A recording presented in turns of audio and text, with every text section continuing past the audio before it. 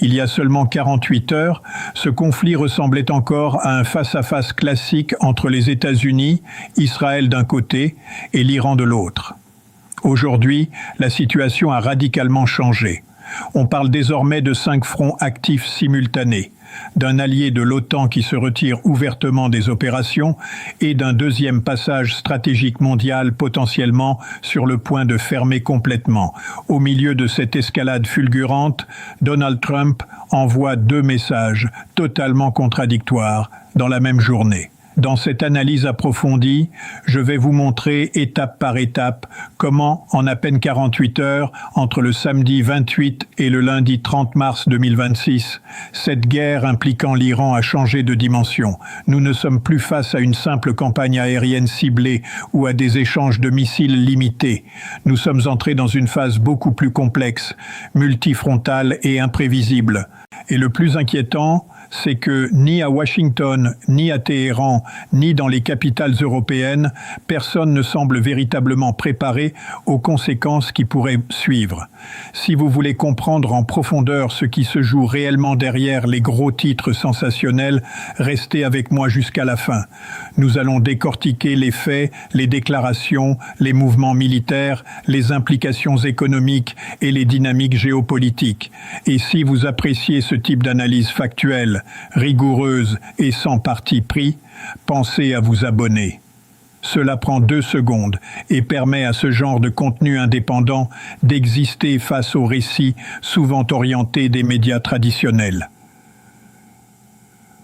Commençons par l'événement le plus commenté du week-end, les déclarations contradictoires de Donald Trump.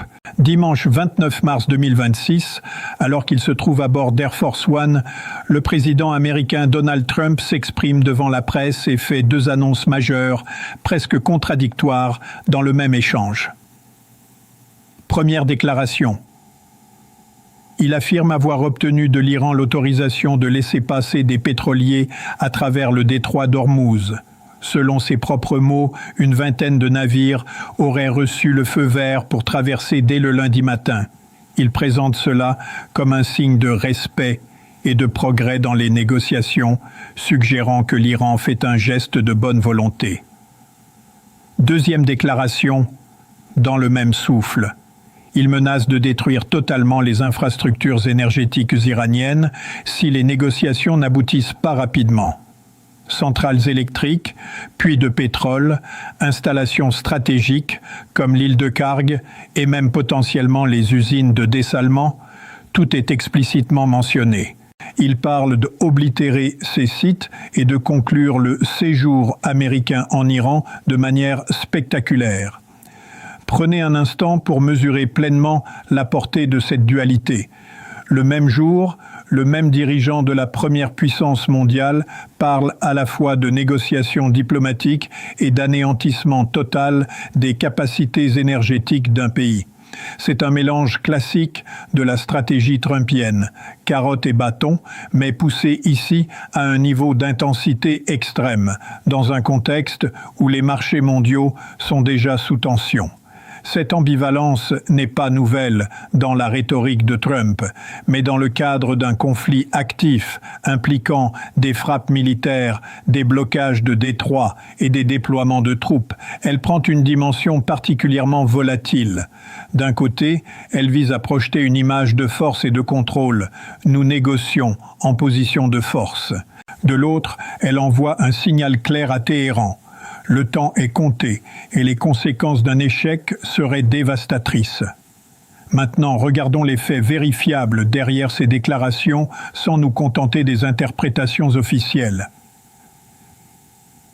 Les faits sur le détroit d'Ormuz, un robinet contrôlé par l'Iran. Le lundi 30 mars, 2 navires du groupe chinois COSCO ont effectivement franchi le détroit d'Ormuz. Il s'agit de porte-conteneurs ultra larges, environ 19 000 EVP chacun, qui se dirigeaient vers l'Asie, passant près de zones contrôlées par l'Iran. Ce sont parmi les premiers passages notables de navires commerciaux majeurs depuis la suspension quasi totale des opérations au début du mois de mars. Oui, il y a donc un mouvement concret. Cependant, concernant les fameux pétroliers américains ou occidentaux évoqués implicitement par Trump, aucune confirmation indépendante n'est venue du côté iranien. Au contraire, les autorités à Téhéran ont démenti toute négociation directe avec Washington sur ce sujet, qualifiant les propositions américaines de irréalistes. Ce que l'on observe réellement, c'est un système de contrôle sélectif mis en place par l'Iran depuis la mi-mars. L'Iran autorise certains navires à passer, mais sous des conditions très strictes. Paiement de frais, parfois qualifiés de péage, respect de routes précises et exclusion totale des navires liés aux États-Unis, à Israël ou à leurs alliés les plus directs. Le trafic quotidien, qui atteignait normalement environ 50 navires par jour avant le conflit, est tombé à seulement 3 ou 4 dans les périodes les plus critiques, une chute de près de 95%. Ce n'est pas une réouverture du détroit au sens classique du terme.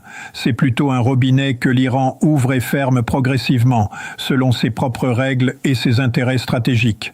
Le détroit d'Ormuz reste l'un des points de passage les plus critiques au monde. Il représente environ 20% du pétrole et du gaz liquéfié transportés par mer à l'échelle planétaire. Un blocage prolongé ou même une réduction drastique du trafic a des répercussions immédiates sur les prix mondiaux de l'énergie, les chaînes d'approvisionnement et l'inflation dans de nombreux pays. Cette stratégie iranienne de contrôle calibré s'inscrit dans une logique de dissuasion asymétrique. Téhéran ne peut pas affronter directement les forces américano-israéliennes sur le plan conventionnel, mais il dispose d'outils, mines, drones, missiles anti-navires, forces navales irrégulières des gardiens de la Révolution, qui rendent toute tentative de forcer le passage extrêmement coûteuse. En autorisant sporadiquement des navires amis, comme les Chinois, l'Iran montre qu'il garde la main tout en évitant un isolement total. Pendant que Trump parle de négociations, le Pentagone prépare l'escalade terrestre. Alors que le président américain évoque des progrès diplomatiques, les préparatifs militaires américains sur le terrain racontent une histoire différente. Dès le 29 mars, des informations fiables indiquent que des plans d'intervention terrestre sont en cours d'élaboration depuis plusieurs semaines au sein du Pentagone. Rien n'est officiellement validé au plus haut niveau, mais les mouvements de troupes sont bien réels et observables. Plusieurs milliers de soldats américains supplémentaires ont été déployés dans la région du Golfe.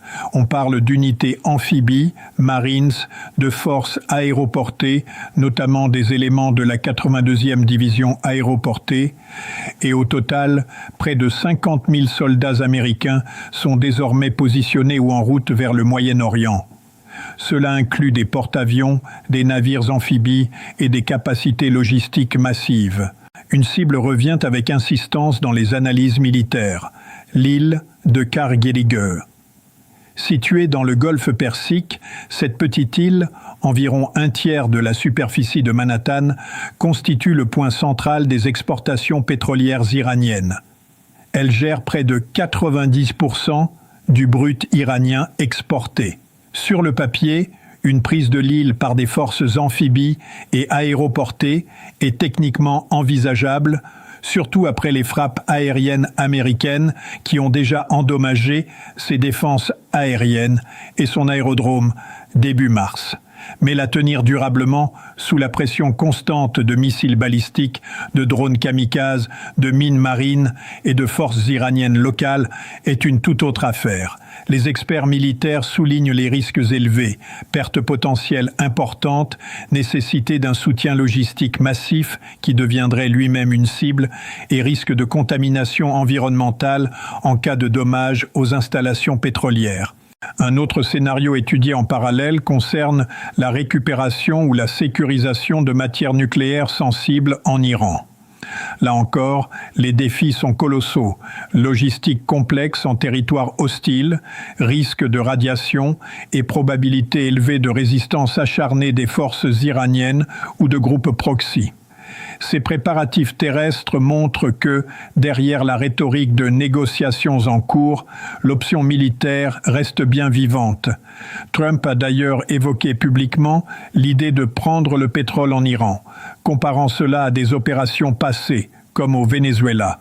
C'est une escalade rhétorique qui vise à maximiser la pression, mais qui comporte le risque de transformer un conflit aérien en une occupation prolongée, avec tous les pièges historiques que cela implique, Irak 2003, Afghanistan, etc.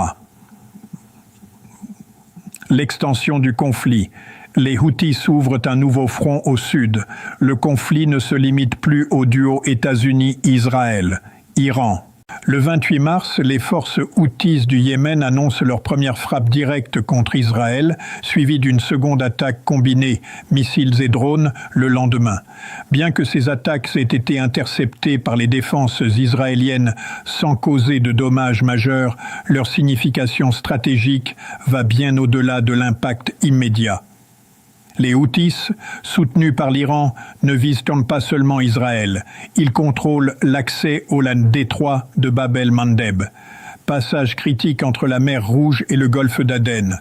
Ce détroit gère une part essentielle du commerce maritime mondial, notamment le trafic vers le canal de Suez. Depuis la fermeture partielle ou le contrôle accru d'Ormuz, certaines routes maritimes ont été redirigées via le cap de Bonne-Espérance ou d'autres itinéraires plus longs et coûteux. Mais si Bab el-Mandeb est à son tour bloqué ou fortement perturbé par des attaques Houthis, mines, drones, missiles anti-navires, il n'y aura pratiquement plus d'alternatives viables pour le transport maritime entre l'Europe, l'Asie et le Moyen-Orient. C'est précisément ce scénario qui explique en grande partie la flambée des prix du pétrole observée ces dernières semaines. Nous entrons dans un cas de figure inédit dans l'histoire récente. Deux des plus grands points de passage énergétiques mondiaux, Ormuz et Bab el-Mandeb, simultanément sous pression ou menacés de fermeture. Les analystes estiment que cela pourrait retirer jusqu'à 10-11 millions de barils par jour des marchés mondiaux, avec des conséquences en cascade sur l'inflation, les coûts de transport et la croissance économique globale. Les Houthis ont d'ailleurs laissé entendre que la fermeture de Bab el-Mandeb devenait une option probable en cas d'escalade supplémentaire contre l'Iran. Cela transforme le conflit en une guerre multifrontale. Nord, Israël, Liban, centre, Iran, sud, Yémen et mer Rouge, avec des risques d'extension vers l'Irak, la Syrie ou même des proxys en d'autres régions. La fissure au sein de l'Occident, l'Espagne se retire, l'Europe se divise, pendant que le conflit s'étend au sud, l'unité occidentale commence à se fissurer au nord. Le 30 mars, l'Espagne annonce officiellement interdire l'accès de son espace aérien à toute opération militaire liée au conflit en Iran. Cette décision est forte et symbolique pour un membre de l'OTAN. Madrid va plus loin que son refus précédent d'utiliser ses bases militaires, Rota et Morón, pour les opérations américano-israéliennes. Désormais, même les survols par des avions américains ou alliés impliqués dans le conflit sont interdits, sauf en cas d'urgence absolue. La France adopte une position plus ambiguë, officiellement prudente et appelant à la désescalade, mais déjà impliquée sur le terrain via des soutiens logistiques ou des échanges de renseignements. D'autres pays européens affichent des degrés variables d'engagement ou de distance. Résultat, une Europe divisée, avec des tensions ouvertes entre Washington et certains alliés. Le secrétaire d'État américain Marco Rubio a publiquement critiqué l'attitude espagnole, accusant Madrid de se vanter, de couper son espace aérien alors que les États-Unis s'engagent à défendre l'Europe via l'OTAN.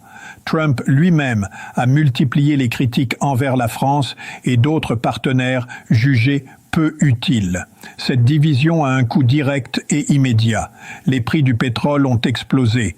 Brent dépassant souvent les 100-120 $ le baril selon les pics, les carburants routiers suivent la hausse, l'inflation repart à la hausse dans de nombreux pays et la croissance économique ralentit.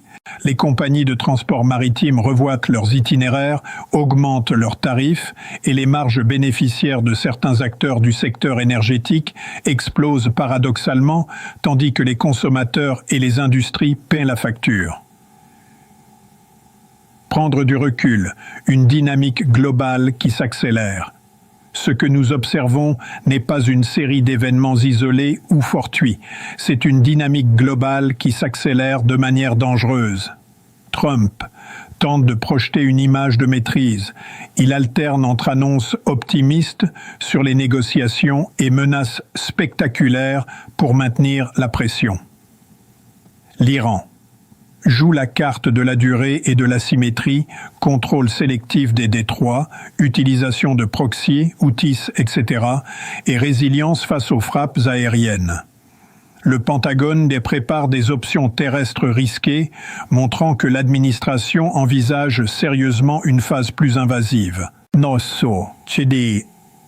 Les Houthis ajoutent une couche d'incertitude majeure au sud, menaçant un deuxième étranglement maritime.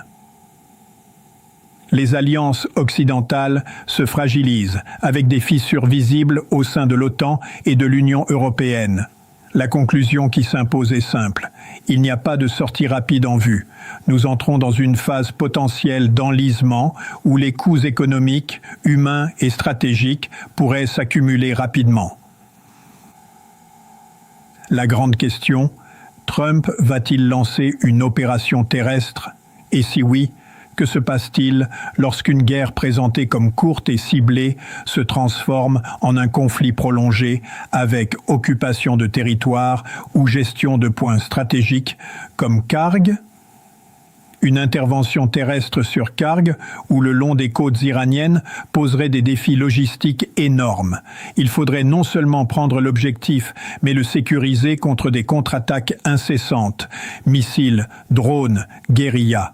Les précédents historiques, Irak, Afghanistan, montrent que les victoires rapides sur le papier peuvent se transformer en bourbiers coûteux, avec des effets boomerang sur l'opinion publique américaine et les finances du pays. De plus, une telle escalade risquerait de provoquer une réaction en chaîne, implication plus directe de la Chine et de la Russie, déjà critiques, perturbation encore plus grave des marchés énergétiques et potentiellement une crise humanitaire majeure en Iran. D'un autre côté, si Trump opte pour une désescalade contrôlée, il devra trouver un équilibre entre sauver la face, présenter un accord comme une victoire et éviter d'apparaître faible. Les négociations via des intermédiaires, Pakistan, Oman, etc., sont en cours, mais les positions restent très éloignées. Ce que vous venez d'entendre n'est pas caché. Tout est public et vérifiable. Les déclarations de Trump, les mouvements de navires suivis par Marine Traffic, les annonces militaires du Pentagone, les décisions espagnoles, les revendications Houthis, tout cela est accessible via des sources ouvertes. Pourtant, ces éléments sont rarement présentés de manière connectée et contextualisée comme nous venons de le faire. Ici, pas de camp à défendre, pas de narration sensationnaliste. Juste les faits, les dynamiques et les risques réels. Si ce format d'analyse détaillée, factuelle et approfondie vous parle, abonnez-vous et activez les notifications. C'est grâce à votre soutien que ce type de contenu rigoureux peut continuer d'exister. On se retrouve très vite pour la suite des développements, car cette histoire est loin d'être terminée, et chaque nouvelle journée pourrait redessiner encore davantage la carte du Moyen-Orient et l'équilibre énergétique mondial.